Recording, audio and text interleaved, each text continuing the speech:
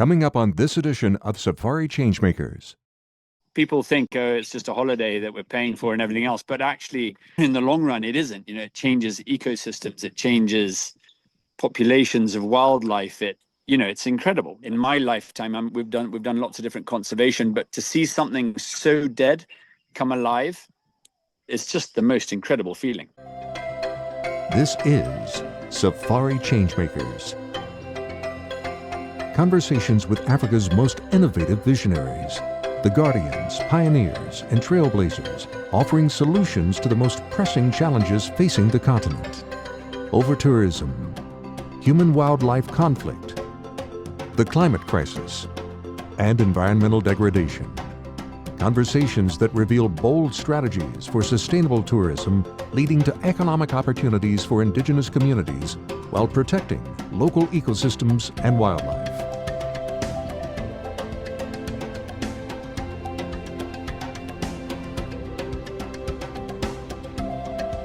Today we talk with Andrew and Chyulu Francombe, second-generation conservationists from one of Kenya's most legendary safari families. From their roots at the family lodge in Laikipia to flying deep into the wilds of Lake Turkana, they're using helicopters to connect guests with untouched places and bring real support to the communities who live there. Legacy in motion with Rotors and Heart. It looks like a beautiful day today up there. It looks like the weather. It's a stunning day. You know, this time of year when so we've had a bit of rain over the last few days. Yeah, and it's been great because it freshens everything up. And I mean, it's just such a lovely evening. Oh, looks beautiful. And that one is trapped up there. What are you doing up there? That's one of the puppies. Oh my God! How did he get up there? I don't know. She must have gone upstairs, and now she's pretending to be stuck. Hysterical. So we'll see. Hopefully, it won't fall onto my head. Yeah, you may have dropping puppies. So, from what I can tell, your whole family there has had a long history. I looked, and I saw that your grandfather flew the Queen of England. Yeah, flew Elizabeth. Yeah, who passed away. What is it? Last year or whatever. Yeah. So she was. Some people say she was out on her honeymoon, and others say she was out and like having a bit of a holiday with her husband after they had done some state visit or something. Okay. But yes, her father died while she was in Kenya. Right. The king obviously passed away while she was in Kenya, and so she became queen while she was here, staying at treetops. Yep. In the Aberdares, which are just down through there somewhere. And yeah, they needed a pilot to fly her out, and my grandfather was a very experienced pilot. He was sort of one of the sort of pioneering pilots of East Africa, and he took her out in an old DC-3, a DC-3 Dakota, which is a beautiful. In fact, I'll show you the picture right now. Look, you're not supposed to be on the seat. Get off. They're still learning manners, the puppies. There he is. Can you see that? Yeah. Which one? That's the airplane that he flew the Queen with, and that was the day they flew. And he flew her from the Aberdares. So he flew her. Those are all their medals. No, he flew her out to Uganda, where there was another aircraft that took her to England. And of course, so apparently he was the first to ever fly a British monarch, because before that it was all trains and ships. And so that was quite a fun piece of history, and especially in aviation history. He was the first person to fly a British monarch. And actually, one story he always told us was he went into the Aberdares. It was quite a cloudy day, and then they flew into the military airstrip in Nairobi, which is called Eastleigh. And she hadn't had any breakfast or anything, so he went into the local club there, which was called Muthaiga Club, which was like a members club, sports club thing.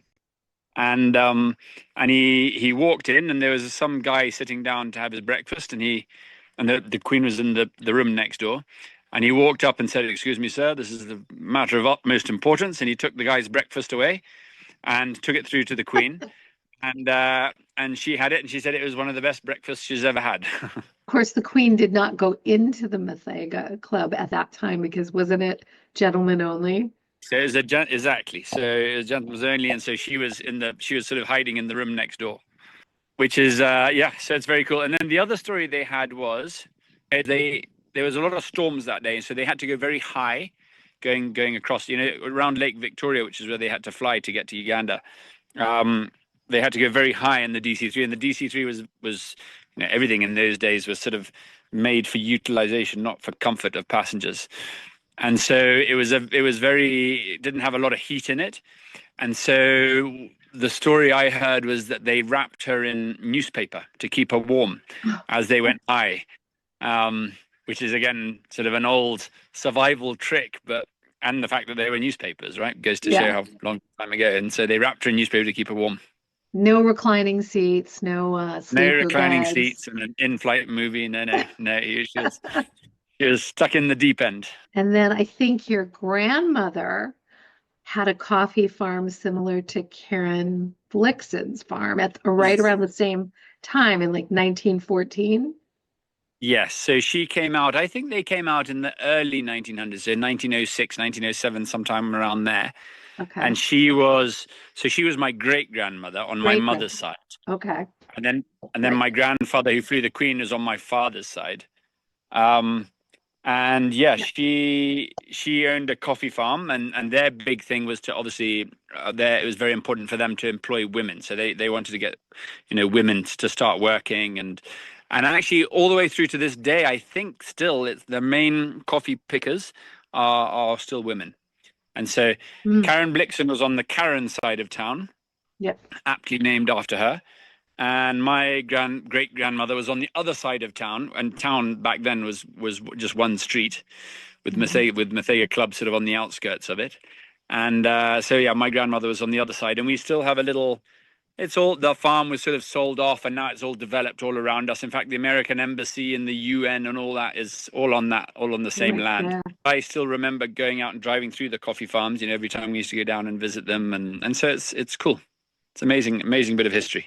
Next time you're in Los Angeles, I'm going to show you a picture from an old first edition book of that street in Nairobi that you were just talking about, which is actually used in the extra footage at the end of Out of Africa, because I loaned it to the filmmakers. So, but I will show you that next time you're in LA.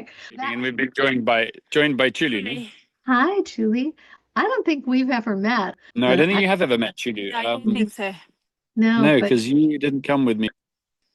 So your parents are still involved as well, right? Absolutely. My parents are still involved. They've sort of taken a little bit of a step to the side to let us sort of crack on. And the new addition, well, my sister, so we're on my side of the family, we're three of us. So two elder sisters. I've got two elder sisters. Yeah. The oldest one, Anne, they lived in Dubai for a while with her husband. They were obviously from Kenya, and then he got a job with Emirates, flying for Emirates. Okay. So they moved to Dubai like 17 years ago. And then the other sister who's in between us, Julia, she's always been here and runs our Samburu Trust. So I met her when I was at Old Malo a long time ago. Yeah, so she's still doing that and still very much involved with that. And then the newest news we have is that Anne has moved back from Dubai. Her kids have now all left school, and the last one is going through university. The others are all working. And so she's left and is here with us now and running the house, and has been for about a year. You're also bringing up your kids here too. Piper, our eldest, is 10 and Chalby is 9. Got it. Okay. They're actually at boarding school now, but we're going, what is today? Thursday. So day after tomorrow, we go and collect them for holidays. Yeah, which is great. Fantastic. Are they far away or just down? Yeah, it's quite a long way. Hence why it's a boarding school, but it's about a 4 or 5 hour drive from here, or a 40 minute flight. And so same school that I went to when I was 6, and they started when they were 6, and sort of following what we all do. And then when they're back up here, are they sort of part of the team a little bit, or how does it work? Completely part of the team. In fact, they're really the bosses. We follow what they say. Yeah. I'm joking. But no, they're very much part of the team. And of course we're a very home hosted place. So we host all the guests ourselves, and we have meals with everyone, and fly the choppers with everyone and everything else. And so they're all part of that on a daily basis. I bet that really adds to the experience for, well, with kids around when kids are up there. It really does. It's a part of tourism that I think Kenya started with, and I guess in the 90s. A lot of home hosted places, and a lot of people have sort of stepped away from that, a lot of properties.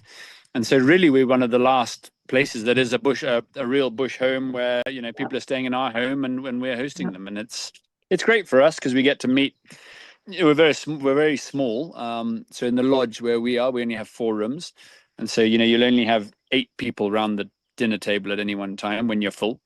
And so it makes it very nice for us because we get to really meet our guests and interact with them, and they really get to know a Kenyan family and know all the history and actually make friends with people, which is fantastic. It's definitely not something we see in many other parts of Africa. So we talked a little bit about the history. We got to see a picture of your grandfather, and I'm sure that your whole house has those kinds of things. I think I remember from being there a long time ago. So Kenya Choppers is something that you've gotten into. So you're obviously a pilot too, as your grandfather was. Is your dad also a pilot? No, my dad skipped a generation. Okay. He never flew, actually. Sorry. Okay. One very aggressive little puppy. My dad, he never flew, which is surprising. He's always lived out in the bush since early 60s. He's lived in Laikipia in this area. So he's got to be he is actually probably the oldest sort of rancher in Laikipia still here. And he never flew. He just said he just never got around and did it. So from when I can remember, I wanted to fly. Yeah. So, from early stages. And so I was just lucky enough to get on and do it. And then obviously helicopters was a distant dream that I thought would never happen. I have to pinch myself a lot every morning now when I look out the window and see our helicopters sitting there. Just because they're so expensive and very difficult to get into. Yeah. And so, but one thing led to the other, and it's quite a long story, but about 11 years ago, I got into helicopters, and about 26 years ago, I started flying. So I left school, came back here, then I got a job in Mozambique with my best friend. We're running a game reserve in Mozambique at 19 years old. And I saved up some money from that and came back and got my pilot's license.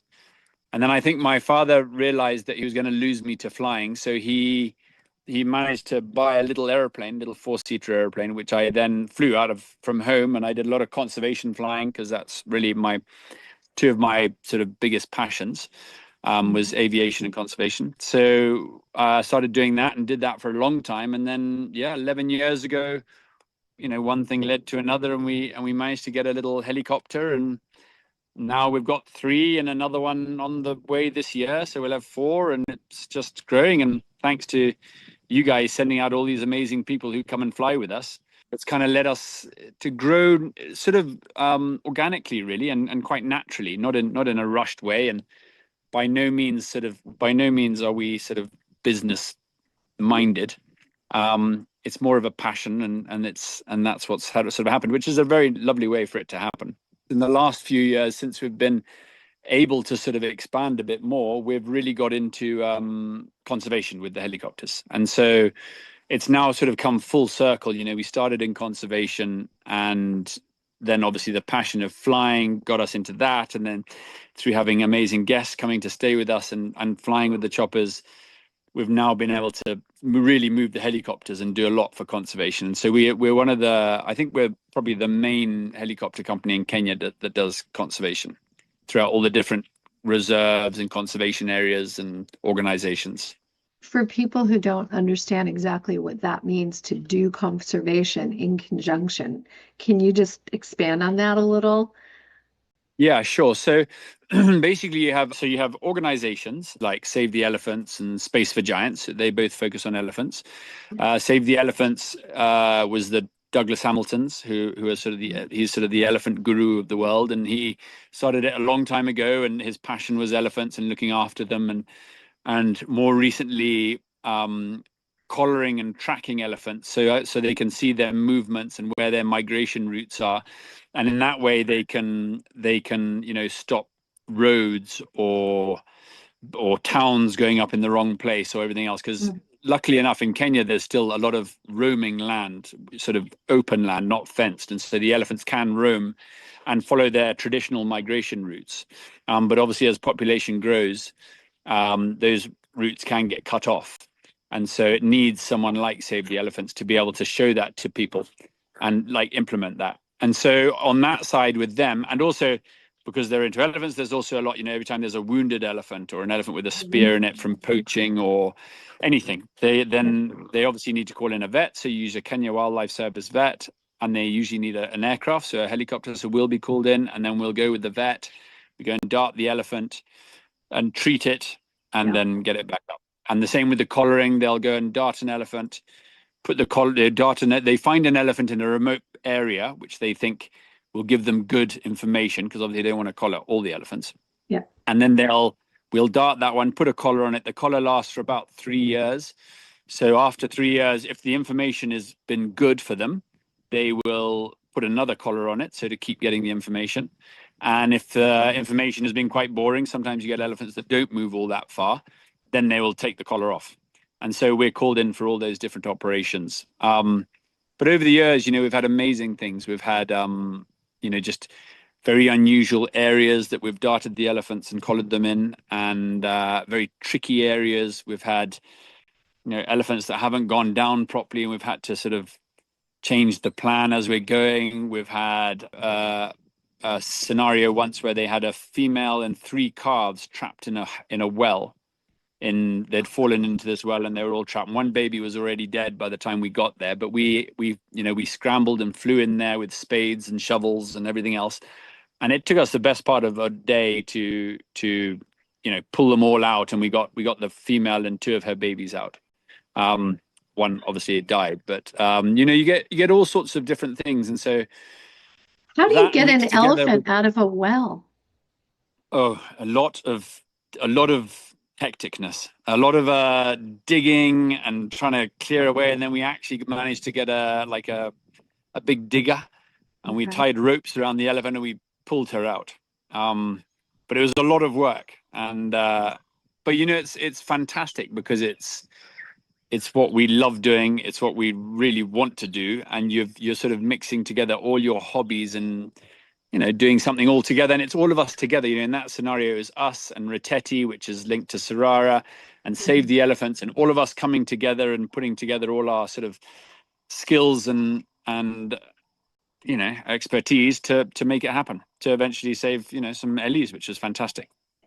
So it's such a fun, talk about a lifestyle that we have the most incredible lifestyle here. We were branding cattle just now, and Chyulu was training horses all morning, and then we met some guests coming in. We had lunch with them, and here we are now chatting to you. What's your favorite part of being up there? I guess the fun thing is that you don't really know. Well, it's fun and it's frustrating. You don't really know what each day will bring. So it's frustrating if you're trying to get certain things done, but otherwise it's quite fun because it's no day is the same. Every day is different, and there's a lot of challenges just to running everything here. From the whole ranch side of things, because we run all the livestock on the ranching basically so that we can live off the land as much as possible. So it's running stock, and then we have camels and horses for guests, so running all of those, and just everything, all the conservation side on the land. I grew up in the bush, so this is just the same but different, really. Here in Kenya? No, I was born in Kenya, but I grew up in the DRC, which used to be Zaire. When I was there, it was Zaire. And mum and dad are both rhino conservationists, so they were working with the last wild northern white rhinos. And so that was a very isolated national park. So so we were homeschooled, my brother and I, and moved out to Kenya when the war got quite bad. Mom and dad put us at school in school in Kenya. So you're 12, right? 11 or 12, 11, yeah. Yeah. So, and then I've sort of, they continued working there until about 2000 and probably about 2007 or so. And and I've sort of been back and forth from there and then in Kenya ever since. How did you and Andrew meet? Yeah, mainly through conservation. So Andrew got a job flying with my parents in the Congo when I was about 17. So we've known each other for quite a long time. So she ran away with the driver. Okay. Are your parents still around or? Yeah, they're Nairobi based now. But my mom still consults in conservation projects, and my dad is sort of more logistics and things. But they're still in Kenya. They come up and see us. But they do miss the Congo. They worked in the Congo for 20. They ran Grabma National Park for about 25 years. So it's pretty amazing project that they set up there, and obviously all to protect the northern white rhino, which are now almost extinct. You know, there are only 2 of them left. How many were there in the Congo? There were 15 when my mom started the project, and then there was, I think, 24 or so when the war broke out, and it became too difficult to sort of protect them from the civil war. So were any of those actually transported out? No, they had the funding to do it, but they couldn't get the government sort of permission to allow. So they couldn't move any. So they couldn't move any, but then they're the ones on Arpeggiata have come from the Czech Republic. So those are the ones that they're trying now to do the bioscience with the embryo transplant. plants into southern whites. And so what's interesting is we fly for them as well. So we're flying for the project. There's some German and there's a French guy and some German sort of expert vets who are doing that project on Arpeggiata now with embryo transplants. So basically they had a male and 2 females that they got from Czech Republic, but they weren't breeding naturally because they'd been in captivity for so long. In a zoo in Czech Republic. Exactly. So they brought them out to Arpeggiata and then to sort of, put them in amongst or close to wild rhino to try and hopefully get them breeding again. Yeah. But that never happened. And then Sudan, the male died, but they managed to save some of his bullets before he died. And so now they're trying to get eggs from the females and make them all in a petri dish or something, and then I wouldn't go into it in too much time. Whatever. I think. Anyway, they're doing amazing things. But what's quite fun now is that we fly for them there, doing that project. So whenever they're out doing those rhino, we go with their chopper and do the darting and all the rest of it. The thing is that the project in Zaire was very successful, and there wasn't enough outside influence basically to protect those rhino. To get the governments to work together to protect those rhinos. So within our lifetime, basically, we watched the species go almost extinct. It's horrible. So that's what's quite frustrating. Yeah, I mean, that country has so much struggle, and the wildlife is left in the back seat. In the crossfire, exactly. Yeah. Thank you for sharing that. Going back to Kenya Choppers, so it's more than a transportation service. It's also a conservation tool that you provide, but it's also like a gateway to exploring the incredible landscapes in Kenya, right? The northern frontier district, like you just mentioned, the north of Kenya is just wild and beautiful, and no one goes there. Kenya's tourism we're in the middle of Kenya here at Malo, and we're like the furthest north sort of owned piece of land in North Kenya. So from us all the way up to Ethiopia, Sudan, Somalia is all tribal land, which is super wild and unexplored and really, really beautiful. And the only way really to get up there and explore it is by air because it's so, it's so far away. And it's so remote. There's no roads. It takes days to get up there. And so the helicopter has been our key to unlocking a lot of those places and get guests up there, because the guests, as you know, they usually Americans work so hard they only have 2 weeks of holiday to pack in all this stuff, Masai Mara and us and everything else. And so really the helicopters have been the key to get up there, and it's really, really unique, on a worldwide scale, I would say. And as a result, that's kind of come through with different people that have done it. And we get travelers here who have been all over the world. They've seen so much, and they've been, they travel a lot, and they've got the money to travel a lot, and they travel to incredibly adventurous places, and most of them just can't believe what is out here. Which is, for us, is so special to be able to take a family and allow them to share that and have fun while doing it. So that's really what's sort of come. And it's all kind of, like I said, it's just kind of happened in a natural way. A couple of passions mixing together, and where we are situated here, we're in the perfect place to get up there because we're the closest to it. So everything all sort of linking together, and it's ended up with us with this amazing little company that, again, it's all family owned and run, and it's amazing. It's great. But the main thing for us is getting the, I don't know how you can't really describe it. I guess it's kind of changing people's lives. It might sound a bit corny, but it's like, that's really that's the give back to us. That's, it's an amazing opportunity to be able to go with a family, and have their daughters hugging their dads and saying what an amazing day it is. And that's what's special for us, because as you can see, we're very family orientated. So for us to be able to give that to another family is, what else could you ask for? Nothing else, really. When you bring the people up to that really far northern frontier, you get to a place that's called the Jade Sea, which is a lake, right? Yes.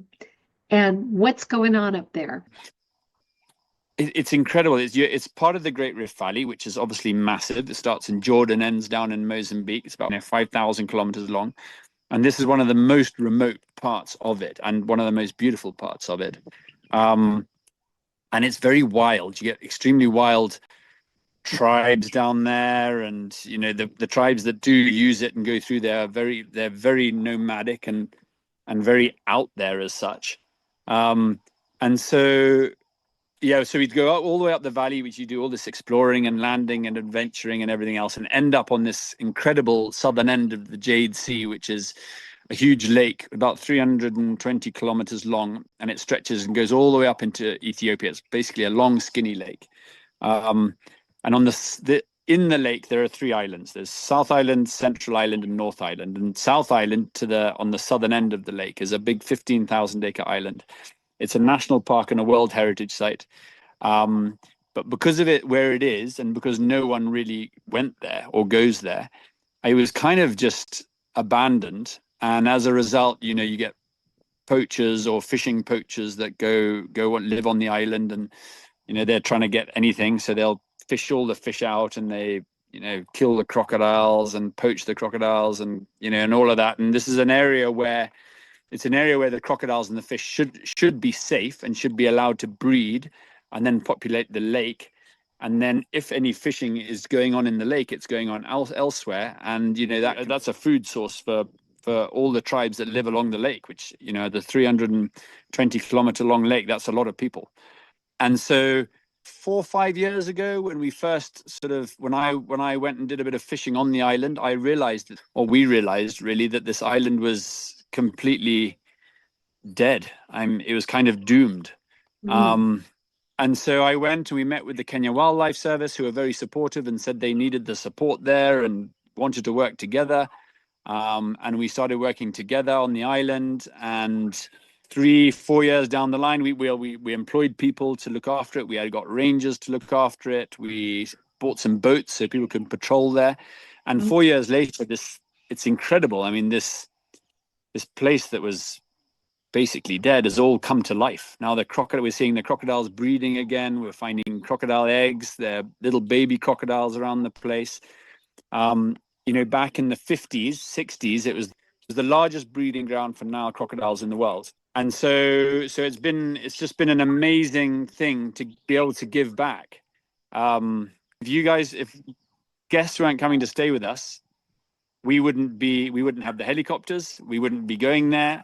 Yeah. That island wouldn't have happened, right? So it's one of those amazing things. It's like people think, oh, it's just a holiday that we're paying for and everything else. But actually, in the long run, it isn't. It changes ecosystems. It changes populations of wildlife.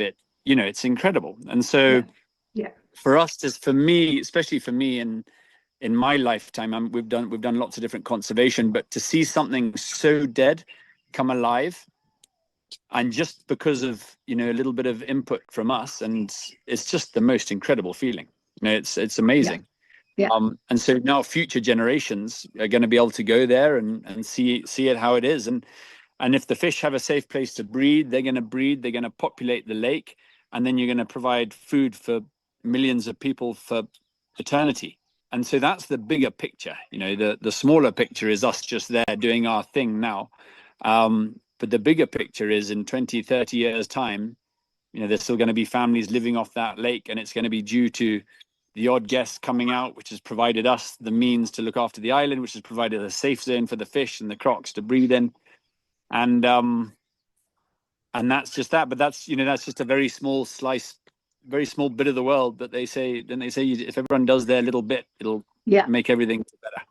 And so that's been an incredible experience up there with us. And then about a year ago, we used to go and just camp on there. But it's not a rough place, as long, what do they say? They say you're only cold if you have the wrong clothes on. Right. It's quite a rough place if you don't have a few creature comforts.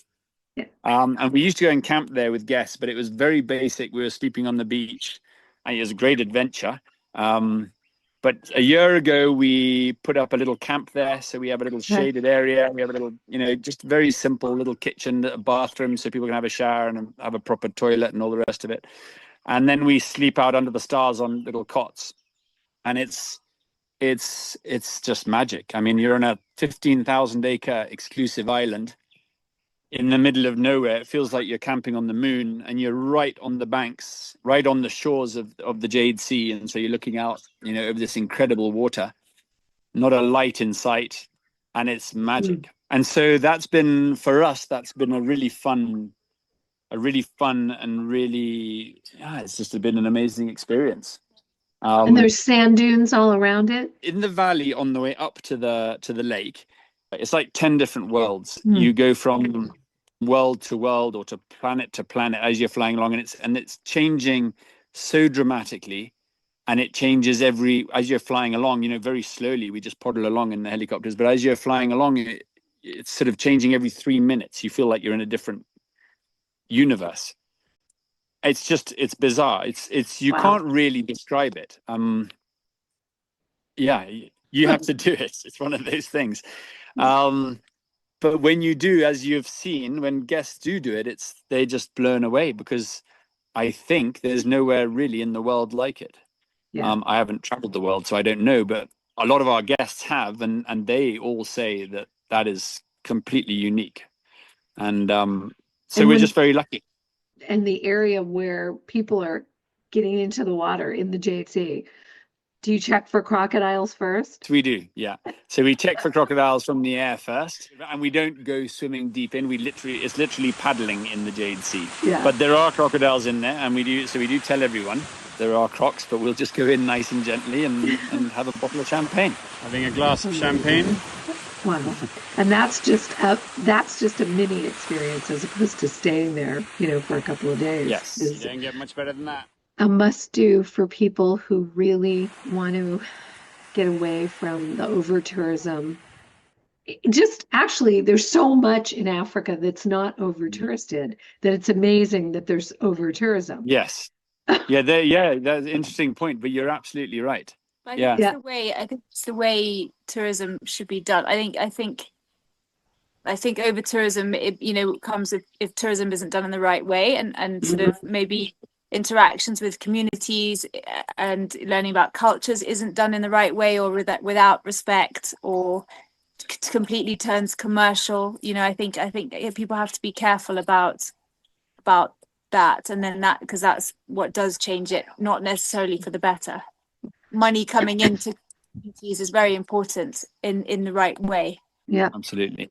Tell me a little more about that, because that's part of my passion, is to shine the spotlight on ways that we in the safari community can get people away from over tourism for many reasons. First of all, it's a better experience for them, but also it's a better experience for the destinations. So how is that achieved? The bottom line is just guests coming out and being here and staying and experiencing these things, and being willing enough to get out of the comfort zone a little bit and go and experience sort of real experiences. I think projects are important. I mean, I think it's important to know that anything you do has an impact. So I mean, Colin, Andrew's father, always talks about the law of unintended consequence. So, you'll do one thing to try and do a good thing, but meanwhile, that might completely disrupt. A ripple effect. So, for example, something like food aid in this area can completely upset the balance of pastoralists who would live off their cattle and reduce their cattle in times of drought.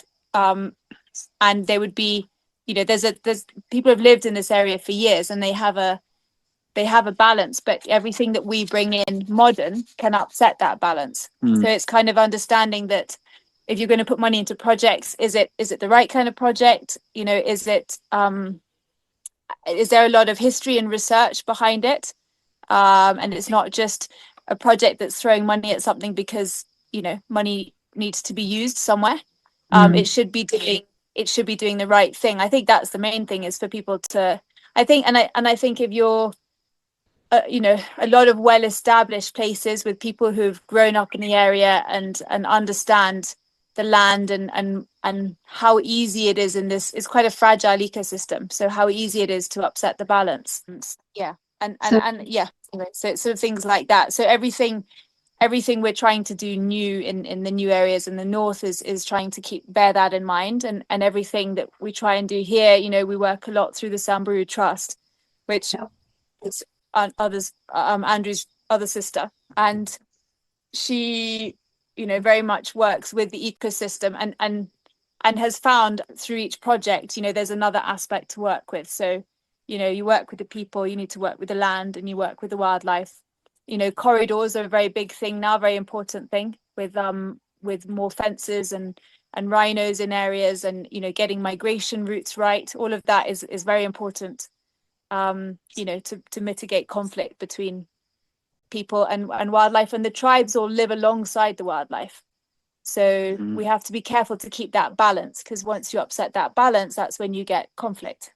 I mean, I guess climate change is something people talk about, but I also think it's human population increase and conflict of resources, and it's everything all together. So we just have to all be very aware of that and trying to keep this balance.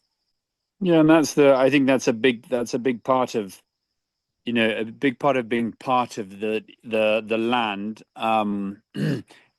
We're not managers here that are going to be here for 5 years or 6 years or 10 years and then leave and go somewhere else and get a job in Botswana or somewhere.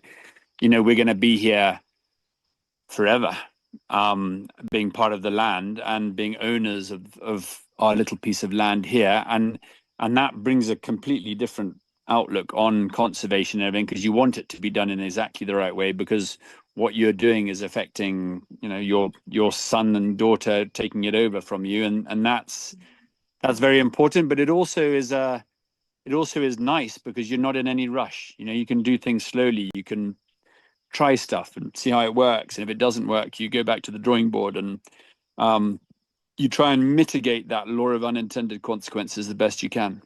And you grow up with a lot of families as well. There's a lot of families in the surrounding communities. You know, everyone's grown up and worked with alongside through the years, so it's, you know, there's a lot of relationships that take a while to establish, and learn from each other, and so it's an invested interest. I think that's the main thing, is, you know, everyone is in it together. You want to all be in it together.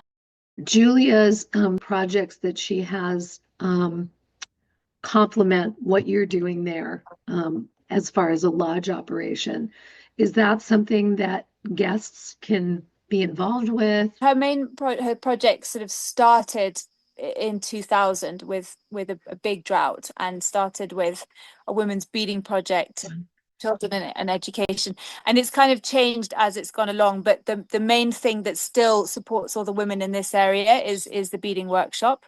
So obviously guests are, you know, encouraged to visit that. It depends, the number of women in all depends on how many, you know, how much work they have, because she tries to get orders in, because obviously there's only so much you can sell in the shop here, you know, so she gets outside orders, and so obviously there's always women around beading, so kids can come and do some bead work, and, you know, and the women will often invite us out into the community. There are some local markets around, which is more of an experience. It's less of a commercial thing. We encourage, you know, if people want to buy things, that if they could support the women from the community, but the market is great fun, because, you know, all the markets it's a way of life too. You know, you can't just go to a supermarket here. Markets are weekly, and you know, life is very simple. So they've got very, you know, it's very practical and simple. One of the very lucky things with Kenya is that we're not overflowing with oil and diamonds and gold and everything else, because somewhere like the Congo that has all that wealth just creates, you know, it creates a lot of unrest and a lot of fighting. Whereas, you know, Kenya really focuses on tourism, and to have successful tourism, you have to have a stable country. And so that's great for everything. And so that's a really good part of Kenya as well. I mean, so we work very closely with Kenya Wildlife Service, especially Andrew, with all the wildlife work, but also with the conservation work with the helicopter. And I think tourism in remote areas, you know, you're able to bring in that, you know, that national park on South Island didn't have much of an income before, and now it's, you know, now it's sort of, it's generating its income. It's you know, it's helping in its conservation, and it's very difficult to get there by other means. You know, the helicopter tourism has helped, and obviously we're aware that helicopters might not be the most eco-friendly. Yeah, so we are trying to do as much on the ground as possible with conservation and communities. I think we're very lucky. I think everyone realizes the importance of wildlife and tourism in Kenya, and the people it supports. I mean, you think about the people who have employment through it is massive, and how that was affected with COVID. Do you think it's completely come back? I think it's come back, and I think it's, I don't know whether it's Kenya or whether it's a world outlook on travel from after COVID, but I think I feel like Kenya's come back bounding back. Kenya's a pretty resistant and resilient country. I think that's a good show of the people that are in Kenya. You know, people just get on with it. They just get on with life, and some bad things happen and they crack on with it as soon as it's over. And I also think the world has changed. I think people's outlook on travel has changed. I think you might know a bit better than we will on that side of it. Also, you know, what travel is, and I think a lot of people are wanting an experience, and we're just lucky enough to be in a position that that's what we do. That's what we love. We love the real Kenyan experience, and that's what we try and provide to our guests, and nothing's changed. That's just how it is. I think we're quite lucky in that people are seeking out those experiences, which is great for us. You've been doing it for a long time, but is there still things for the future that you're hoping to see happen? Everyone needs to be careful not to overdevelop, I think, would be the main thing. I think we need to be careful to keep areas of wilderness, and remember that that's what people want. They do want. That's why we're all here. So we do need to, I think everyone needs to be careful not to get bigger and bigger and bigger. Yeah. Yeah. As you said, I mean, you've got wildlife that need corridors to move. Yeah. that has to be provided, or that wildlife isn't going to be there. I think also people having more interest in the local people, and it just feels really, really different when you go and you just have a day in the life of people versus they see the tourists coming, everything gets set up for them. Yeah. That's what's very important for us as well. And that's where we're so lucky, because it really is authentic here. You know, when you go to the market, there's nothing, you're not even, our guests came back the other day, and I said, how was it at lunch? And they said, well, it was amazing. No one even paid attention to us. Yeah. And, you know, just the fact that they could just meander through and go and talk to people, and it was all just, that's how it is. It was just very special. Really, yeah, very special. Is there any way you can take your computer and just show us where you are? Yeah, so this is our little house. Yeah. And so there's our little house. That's where we've been sitting. Yeah. And The view out there. That's our little view. Looking down at the valley. There were some elephants screaming down there just now, we heard. And you see a few rain clouds coming, slip. So we might get some more rain tonight, but it's looking lovely. And right over there, I don't think you can actually see it, but where am I looking? Where am I pointing? Right there is Mount Kenya. Yeah. Above the landscape. Yeah. No wonder you wanted to fly looking out. I know, look at it. It's all sitting there waiting. It's just a gigantic playground. So you're looking south. South is here, and then sort of Mount Kenya, and then the east is over that way there. East is over there. Yep. Yeah, so it's lovely. So we look out. So Mount Kenya is about 150 kilometers from here. So that's our view, is about 150 kilometers out across the bush there. Well, I'm going to wish you a great evening. I'm going to start the rest of my day here in Los Angeles. And fantastic. Well, have a great day in LA. All right. Thank you so much, you two. Good evening. Goodbye. Lovely to chat. Right. Bye. Bye-bye. Well, that's our show for today. Subscribe on YouTube and follow us wherever you get your podcasts. Till next time, I'm Karin Jones.